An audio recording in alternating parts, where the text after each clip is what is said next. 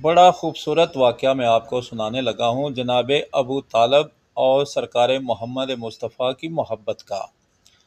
एक दफ़ा ना जनाब अबू तालब ने जनाब मोहम्मद के लिए चूरी बनाई, छोटे छोटे पीस बर्तन में रखे तो जनाब मोहम्मद मुस्तफ़ा को खिला रहे थे।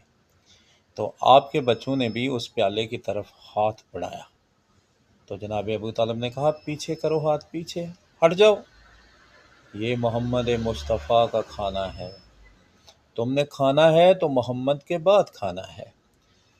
ऐसा चाचा पूरी इंसानियत में जो बाप से बढ़कर साबित हो वो जनाब अबू तालब हैं। कफ़ार से कहा, एक दफ़ा तुम मोहम्मद को हाथ लगा कर देखो, हाथ बढ़ेगा हाथ काटूंगा, आँख बुरा देखेगी आँख निकाल दूंगा, और अगर किसी ने मोहम्मद को कत्ल करने की कोशिश की तो कलम कर दूंगा सर उसका। अपने बेटों से कहा, अली मोहम्मद की हिफाजत करनी है, तेरी जान जाती है जाए, तू मरता है मर जा, मोहम्मद को आँच ना आए। शबी अबी तालब ने सारे कुफारे मक्का ने बाइकाट किया।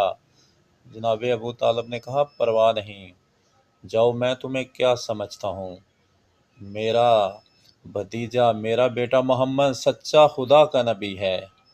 मैंने तजारत के वक्त देखा कि सूरज जो है इस पे साया करता, बादल आते, रास्ते में जो दरख्त होते वो इसके साथ गुफ्तगू करते, फिर कफ़ार खाना खाते चले जाते, मोहम्मद मुस्तफ़ा की बात न सुनते। जनाब मोहम्मद मुस्तफ़ा, चाचा ये रोज़ खाना खा जाते हैं, बात नहीं सुनते।